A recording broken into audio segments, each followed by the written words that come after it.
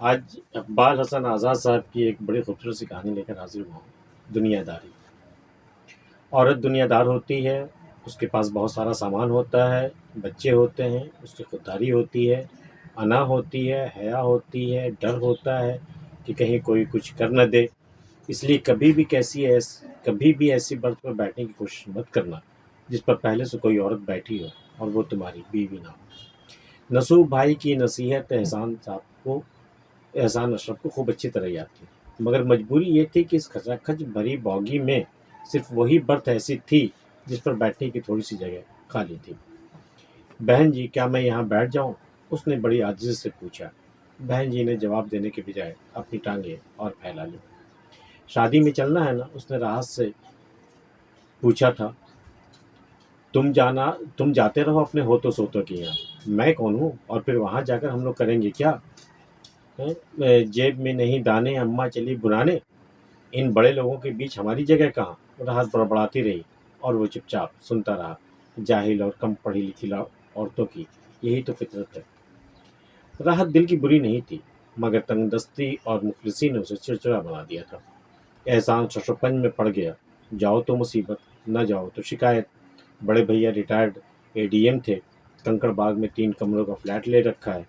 ان کی چھوٹی بیٹی شگفتہ کی شادی تھی۔ ان کا بڑا بیٹا دبئی میں، دوسرا امریکہ میں، چھوٹا قطر میں تھا، داماد سعودی عرب میں۔ سبھی شادی کے موقع پہ آئے ہوئے تھے۔ بھیا نے فون پر پوچھا تھا، شادی میں آ رہے ہو نا؟ ہاں ہاں، کیوں نہیں، ضرور، راحت اور بچوں کو بھی لیتے آنا۔ وہ تو نہیں آ سکتی، احسان نے دھیرے سے کہا۔ کیوں؟ وہ بات دراصل یہ ہے کہ آج کل اس کی طبیعت کچھ ٹھیک نہیں ہے۔ احسان کے لہجے کی ہچکچاہٹ کو بھیا نے محسوس کر لیا۔ کیا ہوا ہے؟ کچھ خاص نہیں، بس بیٹھے بیٹھے چکر آ جاتا ہے، احسان نے بڑی مشکل سے جھوٹ بولا۔ خیر، تم ضرور آ جانا۔ احسان جب بھیا کے فلیٹ میں پہنچا تو دن کے 2 بج رہے تھے۔ بھیا نے غفور سے کہا، احسان کو اوپر والے فلیٹ میں پہنچا دو۔ اور پھر احسان سے بولی، یہ بلڈنگ نئی بنی ہے، میں نے 8 فلیٹ کرائے پر لے رکھا ہے مہمانوں کے لیے۔ نیچے پارکنگ لاٹ کے پاس کھانا بن رہا ہے، تھوڑی دیر بعد تیار ہو کر نیچے آ جانا۔ پھر وہ دوسری طرف متوجہ ہو گئے۔ یہ بڑا کشادہ فلیٹ تھا، جس میں فرش پر دری اور چاندنی بچھی ہوئی تھی اور گاؤں تکیے لگے ہوئے تھے۔ یہاں زیادہ تر گاؤں کے لوگ اور ان کے بچے نظر آئے۔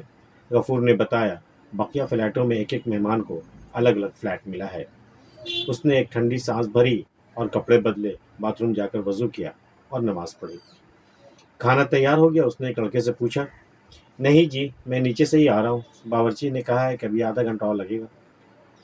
وہ تکیے کے سہارے لیٹ گیا اور جیسے خود سے کہنے لگا، دیکھ لیا نا پروفیسر احسان اشرف صاحب، اسی لیے راحت یہاں نہیں آنا چاہتی۔ مجھے کیا معلوم تھا کہ اعلیٰ تعلیم حاصل کرنے کے بعد بھی یہ دن دیکھنا پڑے گا۔ ایک تلخ سی مسکراہٹ اس کے لبوں پر پھیل گئی۔ آپ اس کی آنکھیں بوجھل ہونے لگی اور پتہ نہیں کب اس کی آنکھ لگ گئی۔ پتہ نہیں کیوں میٹرک کرنے کے بعد اس کے دل میں یہ بات سما گئی کہ اسے پروفیسر بننا ہے۔ شاید کالج کے پروفیسروں کا رکھ رکھاؤ اور سماج میں ان کی عزت دیکھ کر اس کے دل میں یہ خیال پیدا ہوا ہو۔ بھیا نے کہا بھی تھا، چھوڑو ان سب باتوں کو، BA کرو، کمپٹیشن میں بیٹھو، اگر نن گزٹڈ آفیسر بھی بن گئے تو عیش کرو گے، پروفیسری میں کیا رکھا ہے۔ مگر اس نے بھیا کی بات انسنی کر دی۔ اس نے انگلش میں ماسٹرز کرنے کے بعد دوسرے شہر میں ایک ایفیلیٹڈ کالج جوائن کر لیا اور اس طرح انگریزی کا پروفیسر بن بیٹھا۔ بہار میں تقرر لیکچرار کو پروفیسر کہا جاتا ہے۔ نئے شہر میں اس نے ایک مکان کرائے پر لیا اور پروفیسر احسان اشرف کے نیم پلیٹ بنوا کر اپنے دروازے پر بڑی شان سے لگا دیا۔ اسے ٹیوشن ملنے شروع ہو گئے اور جلد ہی اس نے اپنی وضاحت پروفیسر جیسی بنا لی۔ پھر اس کی شادی راحت سے ہو گئی۔ جب راحت نے بات بات پر تانے دینے شروع کیے اور اس کے غربت کا مذاق اڑانا شروع کیا تو پہلے اسے بہت برا لگا۔ پھر اس نے برسوں سے سنتے سنتے گویا وہ پتھر کا ہو چکا تھا۔ جب اس کی بھانجی کی شادی ہوئی تو وہ اکیلا ہی گیا تھا۔ واپسی پر اس کی بہن نے ایک شیرمال اور تھوڑا سا گوشت دے دیا تھا جو راستے میں سوکھ کر کڑا ہو گیا تھا۔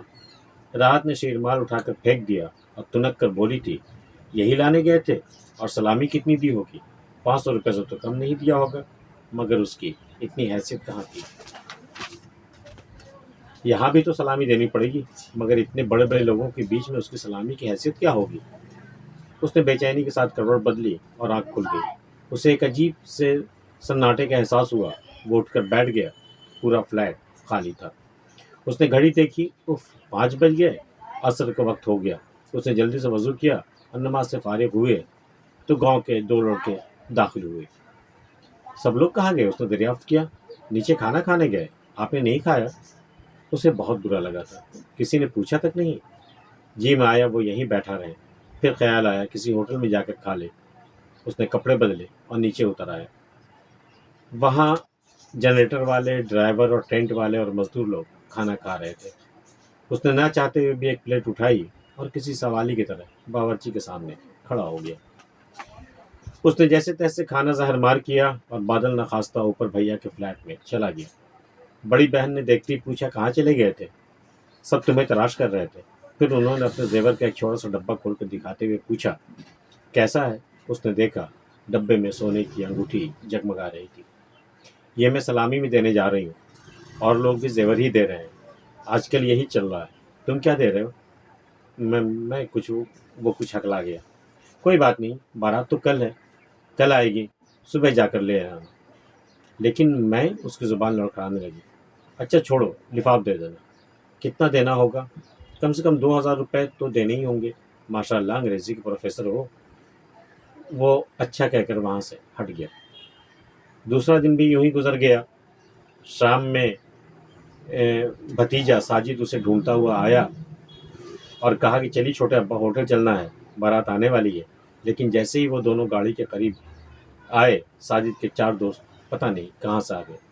ارے ساجد، ہوٹل جا رہے ہو؟ چلو ہم بھی چلتے ہیں۔ ساجد نے ایک نظر ان چاروں پر ڈالی اور پھر ایک نظر اپنی چھوٹی سی کار پر۔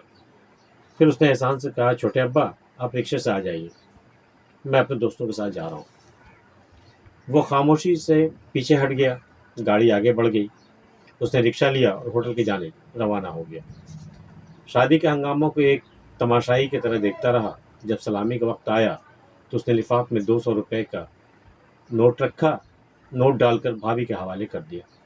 بھابھی نے لفاف کے ہلکے پن کا اندازہ لگایا اور بے پرواہی سے ایک طرف ڈال دیا۔ دوسرے دن 12 بجے جب بارات رخصت ہو گئی تو اس نے اپنا سوٹ کیس اٹھایا اور بھیا بھابھی کو سلام کرنے پہنچا۔ بھابھی فرش پر بیٹھی تھی اور سامنے رات کا بچا ہوا کھانا دیگوں میں رکھا ہوا تھا۔ احسان نے سے پوچھا کیوں آج ہی جا رہے ہو؟ اچھا رکو، بچوں کے لیے کچھ لے جاؤ۔ پھر انہوں نے ایک پولیتھین میں 2 شیرمال اور دوسرے پولیتھین میں محمد وسلم کے چند ٹکڑے ڈال کر اسے پکڑاتے ہوئے کہا بریانی تو خراب ہو جائے گی، منچورین تو ہے لیکن اس میں گریوی نہیں ہے، اور دیکھو ماقوتی تو کم بختی کا مارا لے کر ہی نہیں آیا۔ واپسی کا سفر نسبتاً آسان تھا۔ اسے کھڑکی کے پاس والی سیٹ مل گئی تھی۔ شیرمال اور مسلم کا پولیتھین اس کے بائیں ہاتھ میں لٹک رہا تھا۔ اچانک اس کی نظروں کے سامنے راحت آ گئی۔ یہی لانے گئے تھے؟ اس نے کھڑکی کے باہر جھانک کر دیکھا، تا حد نظر تاریکی ہی تاریکی تھی۔ اچانک اس نے بائیں ہاتھ کو کھڑکی سے باہر نکالا اور دونوں پولیتھین تاریکی میں اچھال دی۔ اقبال حسن آزاد صاحب کی یہ کہانی آپ کو کیسی لگی ہمیں بتائیے گا، اور اگر آپ نے ہمارا چینل سبسکرائب نہیں کیا تو کر لیجیے گا۔ ملتے پھر کسی اگلی ویڈیو میں، تب تک کے لیے اللہ حافظ۔